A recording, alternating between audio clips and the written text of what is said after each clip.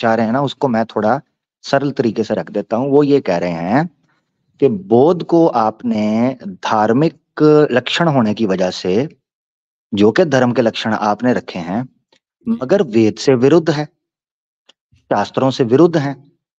अब वेद की आज्ञा ईश्वर की आज्ञा है, वेद का उपदेश ईश्वर का उपदेश है, वेद का धर्म ईश्वर का धर्म है। बोध उसको नहीं मानते। या तो आप कहें कि मानते हैं, फिर उसका प्रमाण सिद्ध कीजिए। अगर वो वेद से विरुद्ध हैं, तो फिर राम के मंदिर के अंदर कैसे उनको घुसाया जा सकता है? ये तो राम के मंदिर को और भव्य मंदिर को अपवित्र करने की बात है। मैं क्षमा चाहता हूं, बोध के सामने इसलिए बोल रहा हूं क्योंकि मैं आपसे ये प्रश्न रख रहा हूं। आपके नजदीक, क्योंकि शास्त्रों में लिखा है कि ये अधर्मी और असुर थे और दैत्य थे। श्रीमद् भागवत गीता के जो 16वें अध्याय का आपने अभी रेफरेंस दिया था, 2 श्लोकों का आपने रेफरेंस दिया था, उसी 16वें अध्याय में अगर आप रेफरेंस लेंगे तो आपको ये चीज़ें क्लियर मिलेंगी जिनका अभी मैंने उदाहरण दिया, जो मनुस्मृति का ये जो है। तो देखिए अली भाई, जिस व्यक्ति के आचरण पवित्र हों और मानवता के हित के लिए हो, वही व्यक्ति धार्मिक है, और जो व्यक्ति धार्मिक है वो समाज के लिए अनुकरणीय होता है। भगवान राम के आप अगर फिर मैं वही आपको गाने गाने लग गए। आप फिर से मैं वही गाना परवाना गाने मैं लग पर गए। रुके रुके रुके रुके नहीं नहीं, तसल्ली से। जगमोहन भाई बड़े प्यारे भाई हैं, बुजुर्ग हैं, हमारे बड़े हैं एज में, हमें उनका सम्मान करना है। बड़े हैं एज में, बड़े भाई हैं। सम्मान अच्छा, मैं करेंगे, ये चीज लेकिन वो जी जी बार बार एक ही बात रिपीट कर रहे हैं तो वह सही आप नहीं लगता ना। आप स्क्रीन शेयर करेंगे तो मैं रेफरेंस भी दे दूँगा। मैं ये बात रख रहा हूं, मैं वेद से प्रमाण अभी दिया हूं, यजुर्वेद का 40वें अध्याय का 3रा मंत्र, जिसमें लिखा है कि वेद की आज्ञा का पालन करना ही मोक्ष को प्राप्त करने का कारण बन सकता है। वही धर्म है जो केवल वेद में है। वेद रूप से ही आप धर्म का पालन करते हैं। अली अब भाई साफ एक बात तौर पर लिखा है, साफ तौर मैं पर विष्णु भाई लिखा हुआ है कि बौद्ध जो है वो वेद धर्म के विरुद्ध, उससे एकांत में बैठकर साइड पे कुछ और विचारधारा उन्होंने बनाई है, इसीलिए नहीं उनको ये नास्तिक समझ बोला जाता है। नहीं, ये समझने का नहीं, फ़र्क है। देखिए, श्रीमद् आमिर भागवत भाई गीता कहती है एक सेकंड। श्रीमद् भागवत गीता कहती है अली भाई कि वेदों का जो प्रतिपाद्य विषय है वो सकाम कर्म है। वेदों के जो मंत्र हैं किसी स्पेसिफिक देवताओं की स्तुति है जो किसी मंतव्य को लेके किए जाते हैं। जैसे मैं एमबीबीएस की डिग्री हासिल कर रहा हूँ तो मेरा पर्पस है डॉक्टर बनना। लेकिन अगर मैं इलेक्ट्रीशियन का कोर्स कर रहा हूँ तो मेरा मतलब है इलेक्ट्रीशियन बनना। तो वेदों के जितने भी मंत्र हैं किसी स्पेसिफिक देवता की स्तुति है। जैसे अगर ऋग्वेद को अगर आप पढ़ेंगे तो ऋग्वेद के प्रमुख देव इंद्र हैं, जो वर्षा के देव हैं। उत्तर वैदिक काल में अगर आप आएँगे, अथर्ववेद में अगर आप देखेंगे तो कई देवताओं की स्तुति होती है। तो मुझे मुझे इसमें कोई दिक्कत श्रीमद् भ नहीं। देवताओं, तो देवी श्रीमद् भागवत गीता देवताओं की कहती है स्तुति हो। सुन श्रीमद् लें, जरा भागवत सुन लें। गीता क्या एक सिर्फ कहती एक है? एक पॉइंट रख दूं यहाँ पर, वेद के हवाले से जो आपने रखा उस पर एक पॉइंट रख दूं। वेद में अनेक देवी देवताओं के, ठीक है, वो मंत्र का पूरा देवता बताया जाता है, या इंद्र है, या जी, गायत्री है, या दूसरे तीसरे हैं, सारी जी, चीजें जी, होंगी। मेरा जी। इस वक्त मानना यह है कि वेद अम, जो जो आपको क्या उसको कहना चाहिए, जो बिलीफ सिस्टम, जो वेद जिस फिलॉसफी को सिद्ध करता है ना, वो ईश्वरीय फिलॉसफी है, परमात्मा की फिलॉसफी है। अब जो बुद्धिस्ट फिलॉसफी है वो बिल्कुल इसके ऑपोजिट है। वो वेद के अनुसार कैसे चल सकते हैं? अमीर भाई मिसाल के तौर वेदों पर की जो एक मिनट के लिए माने, एक उपमा देता हूं। मिसाल के तौर पर बौद्ध जो हैं वो सत्य बोलते हैं, यानी सच बोलते हैं। जी, ठीक है, किसी किसी किसी विषय में सच बोलते हैं, मान लें। हुँ, वेद भी कहती है आपने सच बोलना है, ठीक है, मगर वो वेद की वजह से सच नहीं बोल रहे। उनकी अपनी फिलॉसफी है सच बोलना, कि किसी को हानि नहीं देनी। मकसद कहने का यह है कि वेद को नकारना नास्तिकता है, और नास्तिकता वेद के विरुद्ध है और वेद की निंदा है। यही मैं सिद्ध करके हटाऊं। अब इस विषय आप के ऊपर जब आप सामने रखेंगे तो बोध को मंदिर के अंदर कैसे डाला जा सकता है, जबकि वो ईश्वर को, देवी देवताओं को, अवतार को मानता ही नहीं है। अमीर भाई आपका पॉइंट आ गया। अब मैं दूसरी बात कर रहा हूँ। थोड़ा और अंदर तो घुसते हैं। हम्म, ये मैं जो बात अधूरी रह गई मैं उसको पूरी कर लूँ एक लाइन में, फिर आपकी बात उठा लेता हूँ। तो वेदों के जो मंत्र हैं, वो किसी कोई उद्देश्य विशेष सामने रख करके उन देवताओं की आराधना की जाती है और वो उद्देश्य प्राप्त किया जाता है। जैसे मैंने एमबीबीएस किया डॉक्टर बनने के लिए, मैं डॉक्टर बन गया। श्रीमद् भागवत गीता एक कदम आगे जाके कहती है कि लोग जो है अगर निष्काम कर्म करें लेकिन अपना कर्तव्य समझ करके करें, तो वो मोक्ष को प्राप्त करते हैं। मोक्ष को प्राप्त करने का श्रीमद् भागवत गीता का कॉन्सेप्ट अलग है, जो वेदों से आगे जाता है।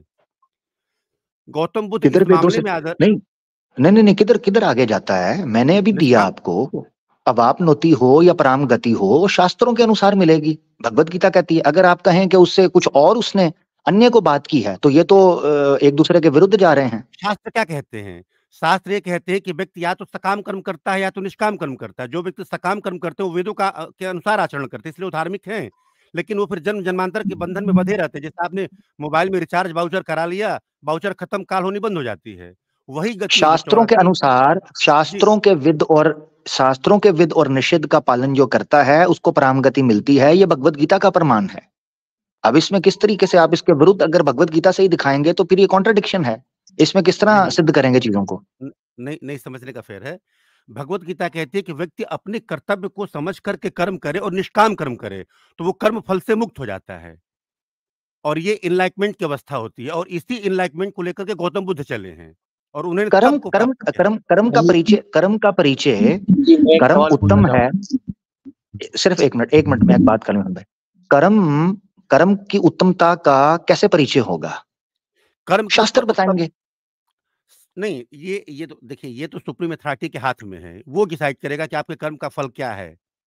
नहीं फल ये नहीं, फिर आपके वही हाथ में, बात हुई। फल कर्म नहीं, करना फल आपके की हाथ बात ही में नहीं है। कर रहा। फल पहले कर्म आता है, कर्म के बाद उसका फल आता है। हाँ, मैं कर्म की बात कर रहा हूं। कर्म कौन सा उत्तम है और कौन सा माध्यम है और कौन सा अनुत्तम है? ठीक है, क्या उसके लिए हिंदी वर्ड यूज करना चाहिए? शायद मैं गलत ना बोल दूं। ठीक है, कर्मों की जो कैटेगराइजेशन है वो कौन करेगा?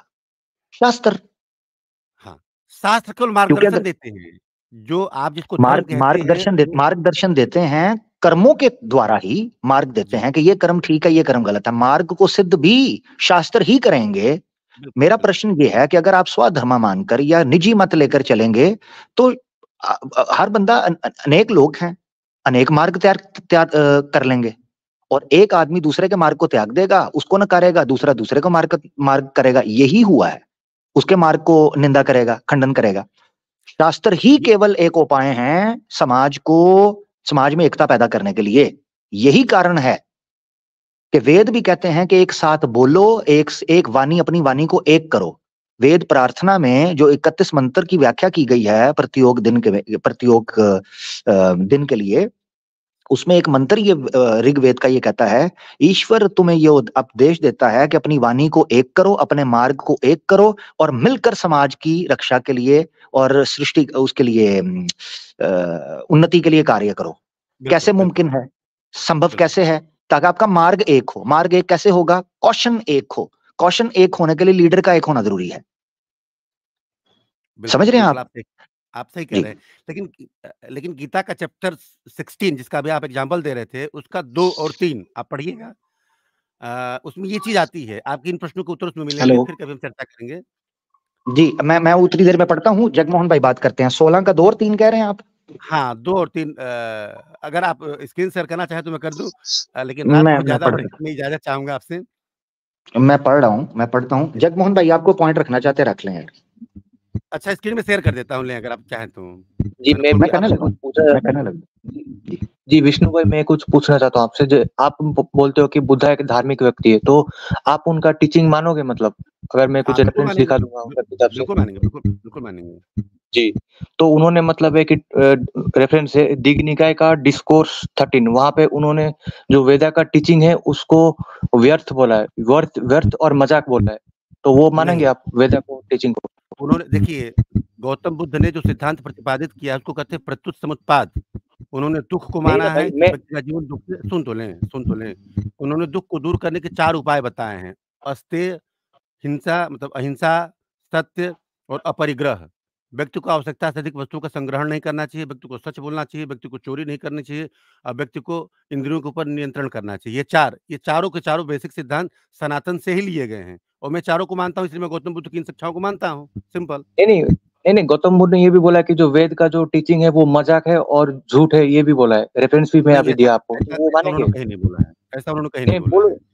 है। दिग्निकाय उनके का बेसिक डिस्कोर्स प्रिंसिपल 13, ये है। दिग्निकाय रेफरेंस दे रहा हूँ ना, दिग्निकाय का डिस्कोर्स नंबर 13, वहां पे बोला है उन्होंने। देखिए बाद में जो है गौतम बुद्ध के जो धर्म है बाद में कई परिवर्तित हुए। उन्हें जो कोर कॉन्सेप्ट उसका ये है, प्रत्युत समुत्पाद आप पढ़ें। ये 4 चीज़ें बेसिक कॉन्सेप्ट है, इसी फाउंडेशन पे गौतम बुद्ध का ये बौद्ध धर्म खड़ा हुआ है। उनको मैं मानता हूँ, नहीं वो जो सही है। नहीं जो प्रत्युत समुत्पात भी आप जो बात कर रहे हैं ना, प्रत्युत समुत्पात में आत्मा का कॉन्सेप्ट नहीं है, ये भी आपको एक देखना पड़ेगा। तो हाँ, नहीं तो कोई दिक्कत नहीं, उनकी अपनी आइडियोलॉजी है, वो मोक्ष को इसी जीवन में मानते हैं। उनका विष्णु जी, कहना है तो कि आप मोक्ष विष्णु यहीं जी, प्राप्त कर सकते हैं। योहान एक उनका जो मिनट। विष्णु जी, हम्म, हेलो, आपने अभी हाँ, बोला कि उनसे अ, बुद्ध से पहले ये कोई वैदिक युग था या कोई भगवान थे, हिंदू थे, आपके पास कोई सबूत है क्या कि उनसे मैंने पहले कब थे? कहा, मैंने कब बोला? अभी तो बोला, योहान से बोला ना आपने कि वो पहले थे, तो बुद्ध उनकी बातें मानते थे। मैंने ये बोला कि गौतम बुद्ध ने एक सिद्धांत प्रतिपादित किया कि दुख है तो दुख का हम्म कारण है, तो दुख का कारण कैसे दूर होगा, उसके लिए उन्होंने एक सिद्धांत प्रतिपादित किया जो गौतम बुद्ध का प्रत्युत समुत्पात कहलाता है। उसमें 4 भाई चीजों भाई को उन्होंने इंक्लूड किया है। तो मैं उससे उस आपका पर धर्म चर्चा कैसे हूँ। साबित होता है? वो उनकी है ना, धर्म के वो 10 लक्षण मैं उससे ऑलरेडी आपका बता चुका हूँ ना, कि जो धर्म के 10 क्वालिटीज जो होती है उसमें से 4 क्वालिटीज अरे होती तो हैं, उससे जो आपका गौतम क्या बुद्ध नहीं लेना रखते देना? हैं। उन्होंने तो जो बताया वो हमारा बताया, हमारा उससे क्या, जो आपका। भी व्यक्ति धार्मिक है सबका लेना देना है। हर व्यक्ति अच्छा, जो व्यक्ति अपने आप को धार्मिक कहता है वो सच बोलेगा, वो अहिंसा में तो विश्वास रखेगा। आप ये बताइए, आपके जो धर्म ग्रंथ हैं वो किस लैंग्वेज में लिखे हुए हैं, किस में? अब आप चर्चा को इधर उधर डिरेल कर रहे हैं, किस किसी भी लैंग्वेज में लिखे नहीं हुए किस नहीं हैं। नहीं, किस टॉपिक स्क्रिप्ट टॉपिक से हट में? रहे हैं, टॉपिक से हट हाँ रहे हैं जगमोहन नहीं भाई, नहीं, टॉपिक से हट जाएंगे। आमिर भाई मैं जो एक मिनट नहीं नहीं नहीं, आपने भी ये गलत पहले मैं 1 आप एक घंटे बात पहले सुन बताएं, रहा था। भाई छोड़िए ना भाई। सिर्फ अरबी में नाजिल हुई है, तो क्या हम अरबी को नहीं मानेंगे? क्यों नहीं मानेंगे? अगर उसके अंदर नहीं नहीं, मेरी बात अरे सुने, तो मेरी बात आप सुने। उनका भाई सवाल जो जगमोहन भाई का जो इंपॉर्टेंट सवाल है ना, वो विष्णु भाई अपनी जगह के ऊपर है। वो जगमोहन भाई बेसिकली ये कह रहे हैं कि बुद्ध ने अपनी टीचिंग दी है, उनकी अपनी बेसिक फिलॉसफी है, वो तो आपके शास्त्रों से मानते ही नहीं है उसको कुछ। तो आप कैसे उनको ऑन कर रहे हैं? ये ऐसे ही है कि एक बंदा आपकी ये फिलॉसफी को सब्सक्राइब ही नहीं करता, आप उसको पर्क्स एंड पर्ल्स दे रहे हैं, फैसिलिटीज दे रहे हैं, वो मानता ही नहीं। यानी मिसाल के तौर पर बौद्ध को मोक्ष मिलेगा? गौतम बुद्ध का मानना है कि मोक्ष हमको इसी जीवन में मिलेगा। नहीं, मैं आपसे कुछ और पूछ रहा हूं। मैं कह रहा हूं गौतम बुद्ध के को आपके अनुसार मोक्ष मिलेगा? हाँ, बिल्कुल मिलेगा, क्यों नहीं मिलेगा? उन्होंने मानवता के हित के लिए कार्य किया, उन्होंने सत्य का पालन किया, अब उन्होंने सुने, अस्तेय का पालन हाँ किया, अब उन्होंने सुने, अपरिग्रह का पालन अब किया। सुने। जी अब सुन लें। गौतम बुद्ध ना वेद को मानता था ना आपके किसी शास्त्र को मानता था, और आपके नम शास्त्रों के अनुसार जो उनकी आज्ञा का पालन करता है, धर्म का जो वैदिक धर्म है, आमिर भाई या गीता ने बताया। आमिर भाई एक जी मिनट जी। पहली बात तो उस समय कोई वेद पुराण कोई थे ही नहीं बुद्ध के समय, हाँ, तो मानने की बात ही नहीं आती है। पहली बात तो ये अपने आप को अलग साबित करने में लगे। नहीं 3 वेद था उस टाइम पे, मैं जितना रेफरेंस पढ़ा हूँ, और पुराना रामायण महाभारत ये सब नहीं था, पर 3 वेद था, उसको उन्होंने रिजेक्ट किया है और झूठ बोला है बुद्धा ने। जी विष्णु भाई, लेकिन वो जो सर, वेद का मतलब था ना योहान, एक मिनट सर, रामायण था सर, रामायण उस टाइम बुद्ध के समय था, या आप मत के था। रामायण था। नहीं वाह। 3 वेद को छोड़कर और कुछ भी नहीं उसका था, reference 3 वेद में को था। छोड़कर और आप लोग कुछ नहीं था। अपने आप को करेक्ट करें। गौतम बुद्ध ने वैदिक कर्मकांड जो यज्ञ होते थे उसके विरोध में अपने धर्म को प्रतिस्थापित किया। सरल सहज, जो लोगों को नहीं अनुकरणीय हो, बिल्कुल नहीं, एक मिनट, बिल्कुल एक नहीं। पॉइंट आया है, एक तो पॉइंट ऐसा आप आया ये है, कह सकते हैं कि एक पॉइंट। विष्णु भाई एक प्रश्न आया आपके लिए। विष्णु भाई, श्री राम जी के काल में यानी त्रेता युग के अंदर बौद्ध मौजूद थे? बुद्धा सर, ये बुद्धिस्ट नहीं मौजूद थे जो बौद्ध धर्म को मानने वाले, लेकिन जो जो कोर कॉन्सेप्ट है सत्य, अहिंसा, अपरिग्रह, वो तो ऑलरेडी नहीं नहीं अवेलेबल थे नहीं ना। नहीं नहीं नहीं, फर्क समझे। नहीं, मिक्स ना करें। बौद्ध मौजूद थे, मैं बड़ा स्पेसिफिक पूछ रहा हूँ, कॉन्सेप्ट की बात नहीं कर रहा, फिलॉसफी नहीं, क्या। बौद्ध त्रेता युग में नहीं मौजूद थे। त्रेता युग में मौजूद नहीं थे। हरिओम कह रहा है कि वाल्मीकि रामायण के समय पर मौजूद थे। अब वाल्मीकि ऋषि शब्द की गलत वाल्मीकि व्याख्या जो कर रहे हैं हैं। हैं सर मैंने वो शब्द ये की नहीं गलत कहा व्याख्या कर रहे हैं, उस सर, शब्द मैंने को ये इसे कोरिलेट कर रहे हैं वो। ये मैंने नहीं कहा कि भगवान राम के समय में बौद्ध मौजूद थे। मैंने ये कहा कि वाल्मीकि के समय में। जी वाल्मीकि रामायण का जो आपने रेफरेंस दिया है वो 300 इयर्स पुराना है, जो ये गीता वाले छापते हैं, गीता प्रेस वाले, इनका मैं वाल्मीकि रामायण किसने लिखी है? सर वाल्मीकि रामायण वाल्मीकि जी ने लिखी है। मैं इसका भी तो रेफरेंस आपको दे वाल्मीकि रहा जी हूँ। का काल कौन सा है? त्रेता युग है। जी बिल्कुल। तो फिर त्रेता युग के अंदर बोध होने त्रेता युग में चाहिए। कागज था ही नहीं नहीं, सर त्रेता युग में तो मैं आप लिखा ही नहीं था, तो तो ये तो क्वेश्चन कागज है। ना कागज ना हो, सुना के ही मान लो यार, कुछ भी नहीं मानो। सर, ऋषि वाल्मीकि थे, रामायणा थी। वाल्मीकि रामायण का जो ओरिजिनल जो ओल्डेस्ट अभी हमारे पास जो मौजूद है वो 1500 मैं बीसी का है। मेरी बात सुने, मैं ऋषि वाल्मीकि जी जो है ना, वो आई विटनेस हैं, रामायण को दर्शा रहे हैं। ऋषि वाल्मीकि जी सीता त्रेता युग के अंदर राम जी से अपना सीता जी से उनका इंटरेक्शन प्रूवन है शास्त्रों के अनुसार, ठीक है ना, जो हमें इतिहास मिलता है। ऐसी सूरत में हमें मानना पड़ेगा कि वाल्मीकि के समय के ऊपर, यानी त्रेता युग के काल में बौद्ध मौजूद थे। विष्णु भाई कह रहे हैं नहीं है, वो बाद में आए हैं। आप भी मान रहे हैं, वाल्मीकि रामायण के अंदर भी सिद्ध होता है इतिहास से कि उस वक्त मौजूद है। इसका मतलब है उससे पूर्व भी मौजूद होंगे, और इतनी बड़ी संख्या के अंदर होंगे कि उनसे समाज की हानि जो है ना, उसका भय था श्री राम जी को। तभी वो अयोध्या कांड के अंदर ये कह रहे हैं कि बौद्ध से बचकर हो, ये दंडनीय है। ये सर मैं इस पॉइंट पे एक बात कहूंगा। ये सर जो अंबेडकर जी के जो जैसे खासकर जो अंबेडकर जी के जो फॉलोअर्स हैं वो ये मतलब साबित करने की कोशिश करते हैं कि बौद्ध धर्म हिंदू धर्म से इनिशियल है, मतलब पहले बौद्ध धर्म आया उसके बाद हिंदू धर्म आया। वो भी ये सब जो आप जो सारे चीज उठा रहे हैं, सेम पॉइंट उनका भी होता है कि ऐसा ऐसा है वाल्मीकि, लेकिन इसका मैं आपको पॉइंट उत्तर नहीं दिया। उठा रहा, मेरा पॉइंट नहीं एक मैं है। इसका उत्तर नहीं दे रहा हूँ। मैं इस वक्त तो कौन सर ज्यादा पुराना है, मैं इस चीज का तो बात ही नहीं कर रहा। मेरा केवल प्रश्न सिर्फ और सिर्फ इस चीज पर घूम रहा है कि जब बौद्ध के बारे में वाल्मीकि में, अग्नि पुराण में, कुर्म पुराण में, देवी भागवतम में, भागवता पुराण के अंदर शंकराचार्य जी कह रहे हैं, स्वामी विवेकानंद ये बातें कर रहे हैं, सब इतनी उनकी निंदा कर रहे हैं और उनको नास्तिक कह रहे हैं, तो फिर उसको मूर्ति में क्यों ठोका? मैं ये बात कर रहा हूँ, उसको विष्णु का अवतार क्यों बनाते हैं भाई? ना उसने क्लेम किया, ना उसके भक्त ये कहते हैं। अभी दो भक्त बैठे हुए हैं, योहान है और इधर जगमोहन है, ये बुद्धा मानने वाले हैं, वो तो नहीं मान रहे। हरिओम, एक सेकंड। पता है ये जो गप हाँकने वाली रहेगी, ये हाँकते ही रहेंगे। अब पहले लैंग्वेज पे बात हो जाए, स्क्रिप्ट पे बात हो जाए, ताकि पता चले कि कौन पुराना था या कौन नहीं था। तो हरिओम ये बताओ। सुनिए सर, आदि शंकराचार्य के बारे हरिओम में हरिओम, एक सेकंड। आदि शंकराचार्य की बात छोड़ो, पहले ये बताओ, तुमने बोला कि बुद्ध के समय से पहले भी रामायण थी, तो कौन सी भाषा में लिखी थी वैसे? वो कौन सी स्क्रिप्ट में थी? लिपि कौन सी थी? सर मैं बता रहा हूँ आपको। देखिए सर, रामायण जो है संस्कृत में लिखी गई है। मैं आपको वही बार बार मैं दोबारा दोहरा रहा हूँ, वाल्मीकि रामायण जो है बंगाल संस्कृत की लिपि कौन सी है? लिपि कौन सी है? देवनागरी सर। देवनागरी है। देवनागरी कब आई वैसे, कब बनी? सर अब लैंग्वेज की हिस्ट्री पे मत जाइए उतना। अब मैं यहाँ क्यों गूगल नहीं तो आई? अभी तो तुम बोल रहे थे कि संस्कृत में लिखा है। और खुद आप जाके इस पे रिसर्च करिए सर, इस पे तो फिर आपका अगर आपको जानना है इसके बारे में किया है, आप बताओ। आप ही बताइए तो फिर हमसे। नहीं सर, मैं सर गूगल आमिर भाई मैं इजाजत चाहूंगा। मैंने ये अपना ईमेल इसमें कर दिया, पिन कर दिया है नीचे, और प्लीज थोड़ा सा भेज दीजिएगा। बहुत बहुत शुक्रिया आपका, और बड़ी अच्छी चर्चा चल रही है। और एक बात अच्छी लगी कि आपने ओरिजिनल रेफरेंसेस सामने रखने शुरू किए हैं, और मैं उम्मीद करूंगा कि ऐसी चर्चा आगे चलती रहे, कुछ मिलता रहे भाई सीखने वालों को। इंशाल्लाह ऐसा ही है। मेरी इच्छा तो यही है, बस आप लोग अच्छे से जो आके बात करते हैं, ये बड़ी अच्छी बात है। गालम गलोच नहीं होनी चाहिए, तू तड़ा, खींचा दानी, ब्लास्फेमी, इन चीजों के ना हम कायल है ना होनी चाहिए। अच्छे से चर्चा की जाए, कुछ ना कुछ निकल कर सामने आएगा, कुछ मुझे सीखने को मिलेगा, कुछ दर्शकों को मिल जाएगा। ठीक है ना? अच्छा, कोई एक मुझको भी दीजिएगा जिसमें मैं थोड़ा अरबी सीख सकूं। मैं आई अरबी और हिंदी का कोई इस तरह का हो तो कम समय में। पहले आप ट्रांसलेशन तो शुरू करें, अरबी भी आपको सिखाएंगे, कोई दिक्कत नहीं। हाँ, थोड़ा सा कम समय लगे, क्योंकि बिना पढ़े काम चलने वाला नहीं मेरा। बहुत बहुत शुक्रिया मेरे भाई, बहुत शुक्रिया।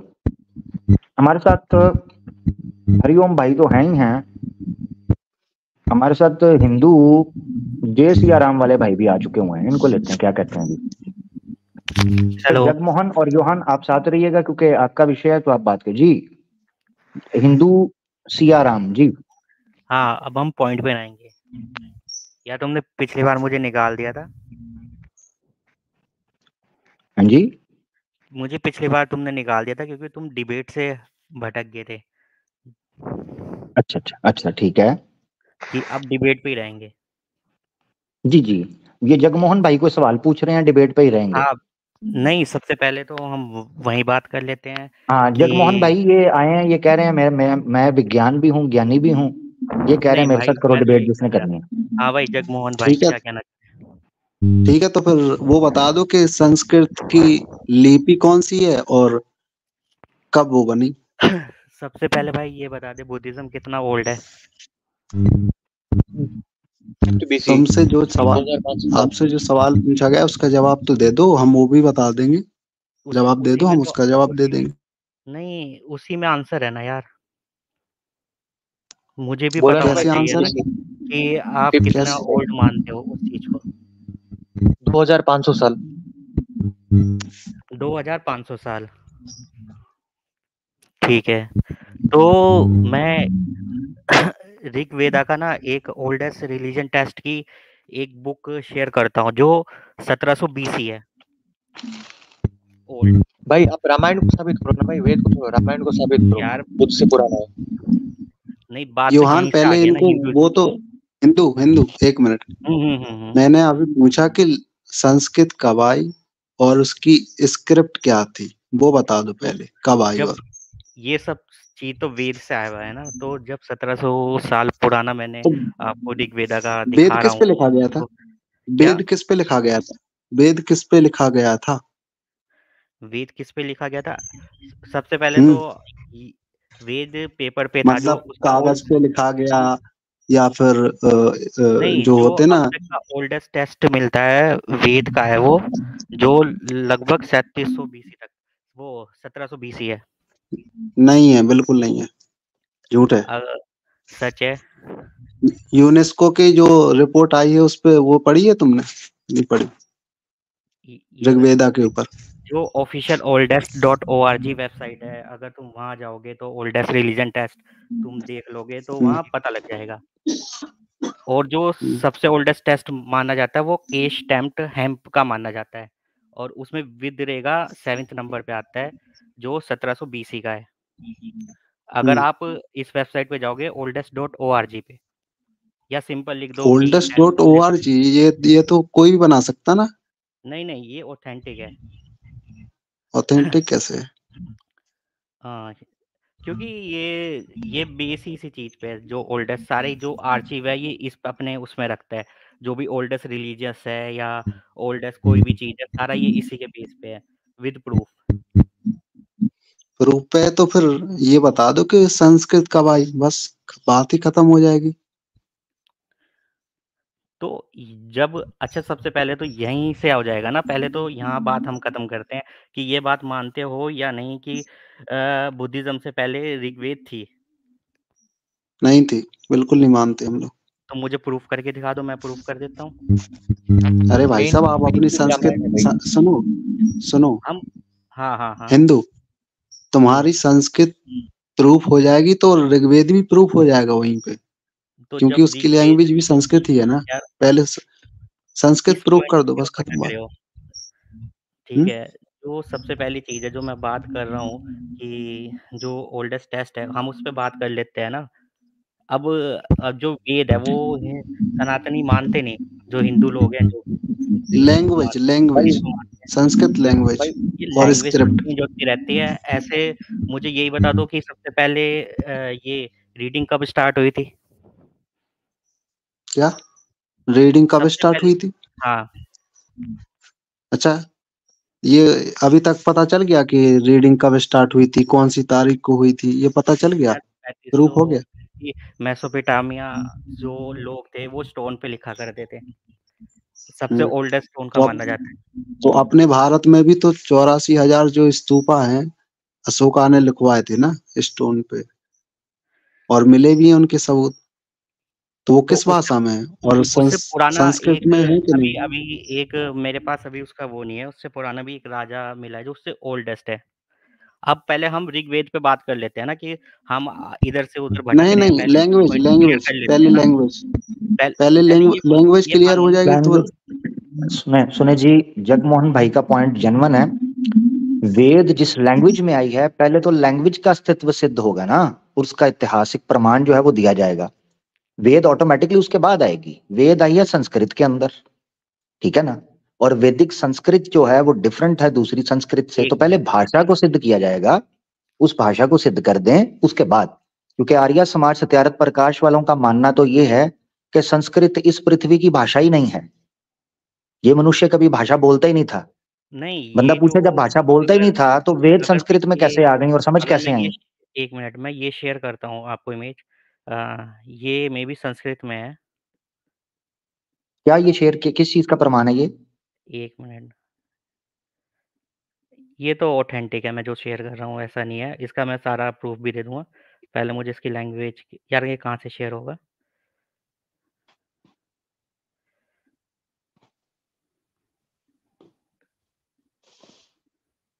स्वामी दयानंद सरस्वती से किसी ने पूछा कि वेद किस भाषा में आए थे, उनका संस्कृत। उन्होंने कहा ये किस राष्ट्र की भाषा थी? उन्होंने कहा किस राष्ट्र, किसी राष्ट्र की भी नहीं थी। तो पूछने वाले ने पूछा स्वामी जी किसी राष्ट्र की नहीं थी तो इसमें क्यों भेजे? कहते देखो हैं अगर किसी राष्ट्र की भाषा में भेजते तो पक्षपाती होता, उसने ऐसी जो भाषा में भेजा कि किसी को भी नहीं आती थी।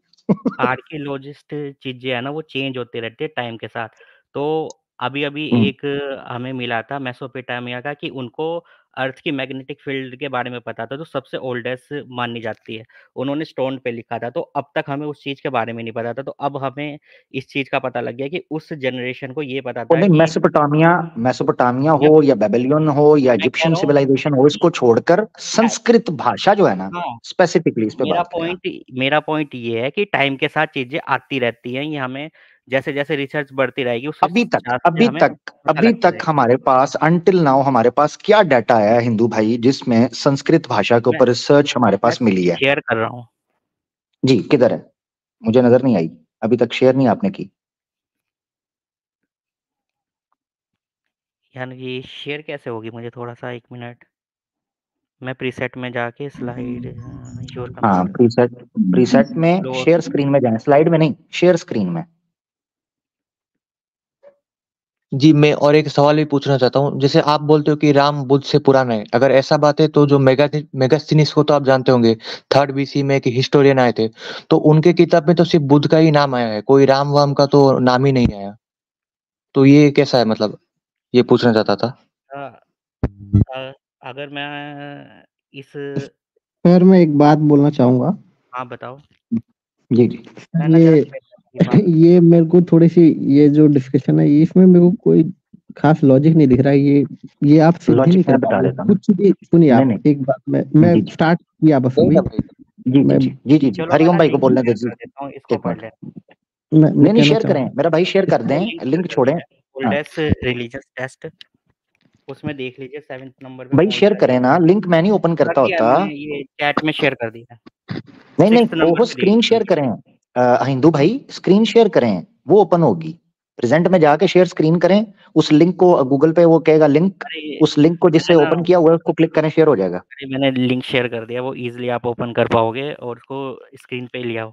लिंक नहीं, लिंक मैं ओपन नहीं करता होता मेरा भाई, अरे मैंने लिंक मैं नहीं करता सिक्योरिटी होता। रीज़न से वो मेरा मैकबुक है ना उसमें डिसेबल कर रखा है स्क्रीन शेयर, तो इसलिए तो वो भाई पॉसिबल नहीं मैंने भी है। सिक्योरिटी रीजन से मैं भी लिंक को क्लिक नहीं करता। आपका नुकसान कम होगा, मेरा नुकसान ज्यादा होगा। जी, तो आप गूगल पे खोल लीजिए।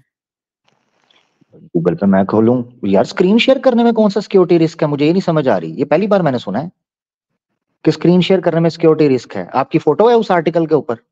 नहीं, नहीं मेरी फ़ोटो क्यों होगी? हाँ तो बस फिर शेयर करें, अल्लाह ला खैर सलाह। जी हरिओम भाई जल्दी से शेयर कर लें। हरिओम भाई आप रख लो बात, आप क्या करना चाह रहे सर मैं कह रहा था ये आप सिद्ध नहीं कर पाएँगे कि बुद्धिज़्म हिंदुइज़्म से ओल्ड है। ये सब छोटी-मोटी बातें मेन कॉन्सेप्ट की बात है कि बुद्धिज़्म में भी नहीं, जो मैं तो बेसिक राम पर बात कर रहा हूँ ना भाई। भाई मैं राम पर बात कर रहा हूँ। राम एग्जिस्ट नहीं करते थे बुद्ध से पहले। ये मैं पॉइंट हाँ, प्रूव कर दिया। यही मेगा बुद्धा हम की ना आप बात हम सर बुद्धा डिबेट की से आप बात भटकते कर हैं, रहे हैं। ये ना डिबेट पता नहीं कहाँ-कहाँ जा रही है, कोई एक-एक पॉइंट पे बात नहीं हो रही हैं? है। डिबेट को मैं वापस ले आता हूँ, अगर आपको लग रहा है बात सिर्फ और सिर्फ ये थी, जो पॉइंट सर रखा मैं गया था वो ये था कि जब आप ये कहते हैं ना कि हम पहले हैं पुराने हैं, हुँ, ये तो टॉपिक नहीं है हमारा कि पहले पुराना कौन है। वैसे ये टॉपिक बात नहीं ही है। हाँ, ये टॉपिक नहीं है। टॉपिक इस वक्त सिर्फ और सिर्फ ये तो चले, वो हमारे पास पहली दफा बुद्धिस्ट भाई आए थे, मैंने कहा चले आपसे बात अच्छे से सम्मान के साथ हो रही है तो बात हो जाए। वैसे यार अदरवाइज मैंने मैं हमेशा टॉपिक को फोकस करता हूँ। टॉपिक ये है मेरा भाई, ठीक है, ठीक है। बौद्ध जो के नास्तिक थे